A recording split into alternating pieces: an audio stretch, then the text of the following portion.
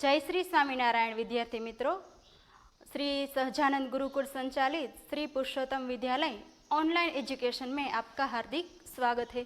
आज हम कक्षा 6 के हिंदी विषय में एक कहानी पढ़ने वाले हैं।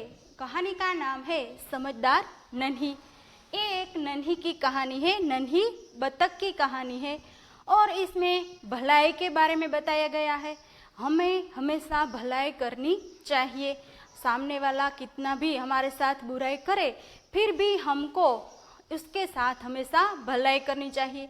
एक दिन उसको भी पछतावा होगा और वो भी हमारे साथ भलाई करने लगेगा। ऐसी कहानी है ये समझदार नन्ही की। सबसे पहले हम शब्दार्थ को देखेंगे। शब्दार्थ आपको समझ में आ जाए तो कहानी आप जल्दी से समझ सकते हैं। तट यानी किनारा, स्वभाव उसका अर्थ है प्रकृति, सहसा एकाएक, खिसियाकर यानी कि लज्जित होकर, निर्दोष यानी बेकसूर, राह यानी रास्ता, प्रसन्न इसका मतलब खुश, दलदल, दलदल का मतलब गीली जमीन जिसमें खड़े होने पर पांव घसता चला जाए। दलदल है उसमें पांव आपका अंदर अंदर चला जाएगा, इसलिए उसको दलदल कहते हैं। उसके बाद आपको पाठ्य पुस्तक में मुहावरे भी दिए गए हैं। तो मुहावरे का अर्थ हम देखते हैं। अनसुनी करना यानी कि ध्यान न देना, वचन देना इसका मतलब है वादा करना, जीवन दान देना यानी कि नया जीवन देना, राह दिखाना उसका मतलब है रास्ता दिखाना। इसके अलावा भी मुहावरे आपको पाठ्य पुस्तक में दिए गए हैं।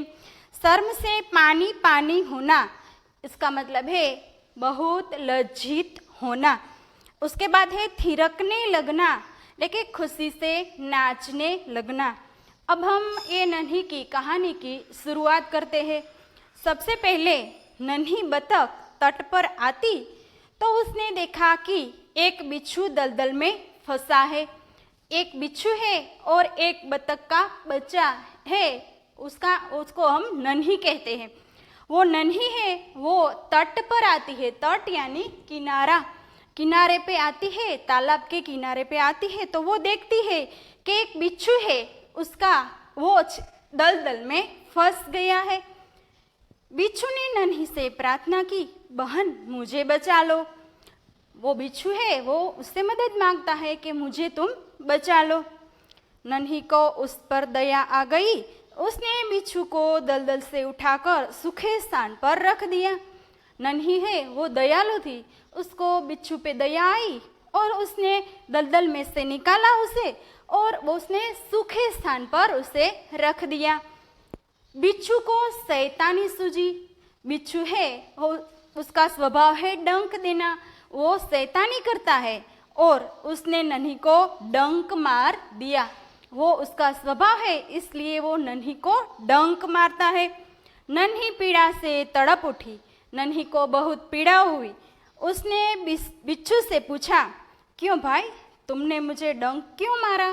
वो पूछता है, वो नन्ही उसे पूछती है बिच्छू से कि भाई मैंने तो तुम्हें बचाया, दलदल में से बाहर निकाला, तो फिर भी तुमने डंक क्यों मारा?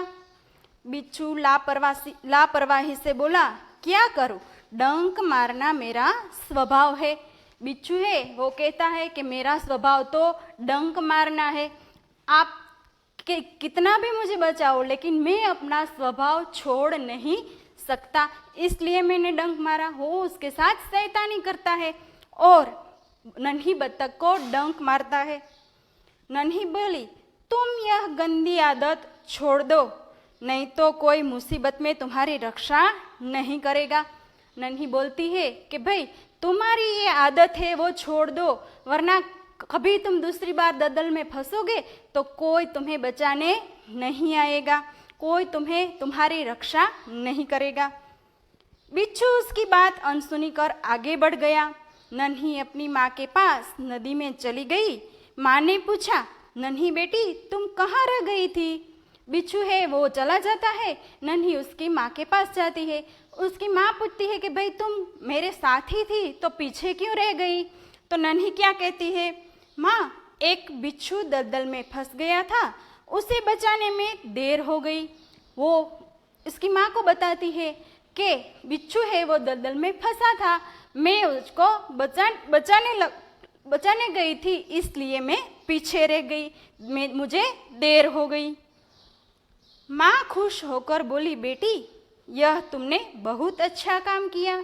माँ खुश होती है और उसकी बेटी है वो उसको बताती है कि तुमने बहुत अच्छा काम किया, बिच्छू को तुमने बचाया, वो तुमने अच्छा काम किया।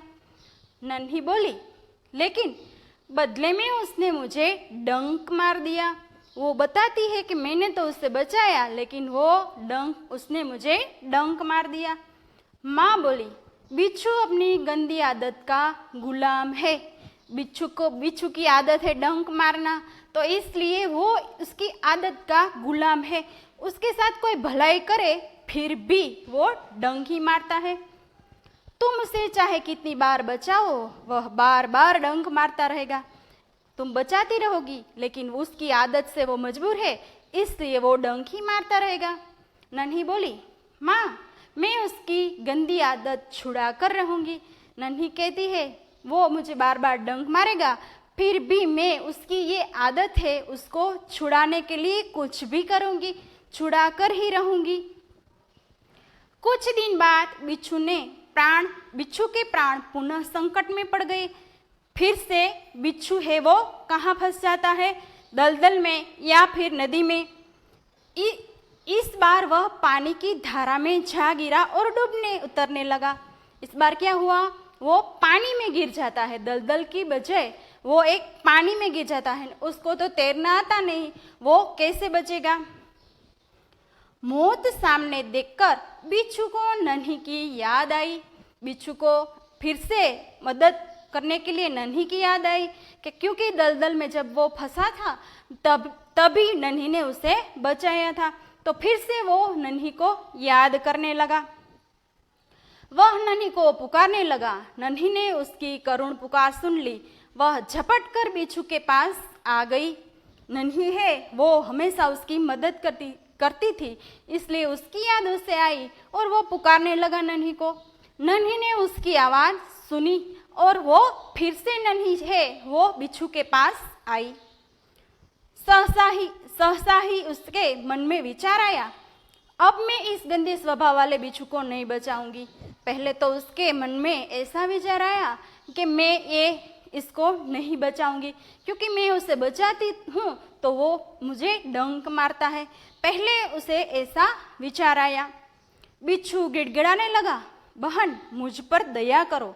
नन्ही का मन डोल गया। उसने सोचा, हो सकता है इसने अपनी गंदी आदत छोड़ दी हो।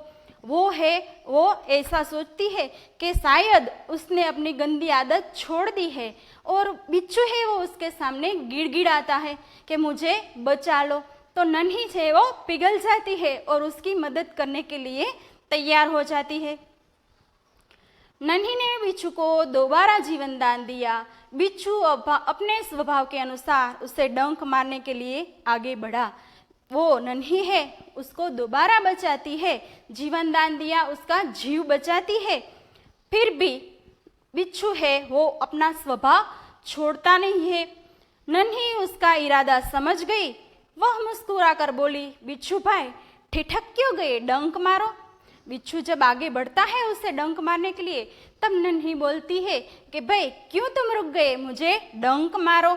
तुम्हारा तो स्वभाव है ना, मैंने तुम्हें दूसरी बार बचाया तो तुम्हें मुझे दूसरी बार भी डंक मारना चाहिए। बिच्छू शर्म से पानी पानी हो गया। वह खिसिया कर बोला, बहन एक बात बताओ, मैंने सदा तुम्हारे साथ विश्वासघात किया, फिर भी तुमने मेरे साथ भलाई ही की, ऐसा क्यों।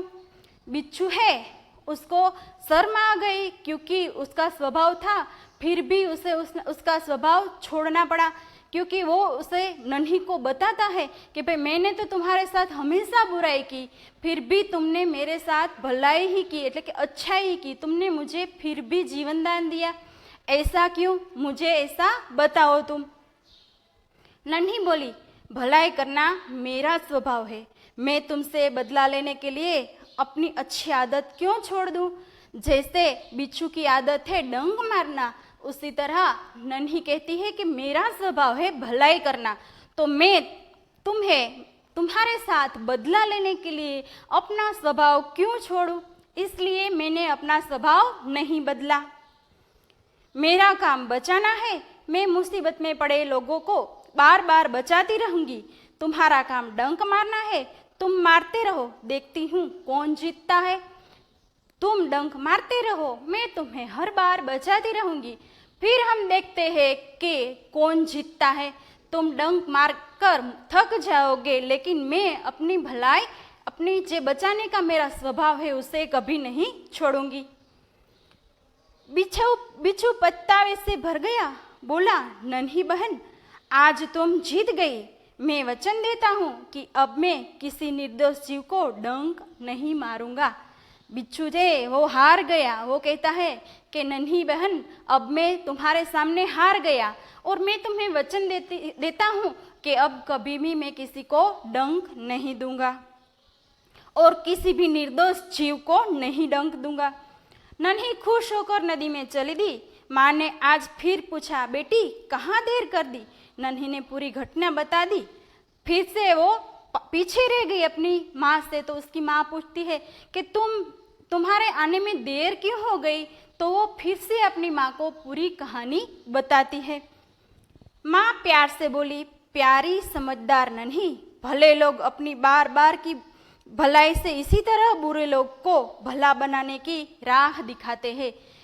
वो उसकी माँ भी उसकी प्रशंसा करती है और कहती है कि तुम ऐसे ही भलाई करती रहो तो बुरे लोग भी तुम्हारे साथ भलाई करने के लिए मजबूर हो जाएंगे। એટલે કે तुमने जो किया वो बहुत ही अच्छा किया। भलाई से इसी तरह बुरे लोगों को भला बना सकते हैं हम। नन्ही प्रसन्न होकर थिरकने लगी। नन्ही को भी बहुत खुश हुई हो, थिरकने लगी यानी उछल कूद कर नाचने लगी कि मैंने एक बिच्छू की जो आदत थी उसे छुड़वा दी। उसकी आदत, उसकी डंक मारने की आदत थी, वो उससे छूट गई और वो अब कोई किसी को भी डंक मारना नहीं मारेगा, ऐसा उसने उसको वचन दिया था। इसलिए नन्ही भी खुश हो गई। तो इस कहानी से हमें क्या सीख मिलती है कि हम कोई भी हमारे साथ कितना भी बुरा करे तो हमें अपना स्वभाव यानी कि भलाई करने का स्वभाव है वो कभी भी नहीं छोड़ना चाहिए। तो आज हमने एक बहुत अच्छी कहानी समझदार नन्ही की सुनी। अगर आपको अच्छी लगे तो प्लीज़ लाइक, शेयर और subscribe our SSGM YouTube channel. अगले टॉपिक के साथ फिर मिलेंगे, तब तक के लिए मेरी ओर से जय श्री स्वामीनारायण।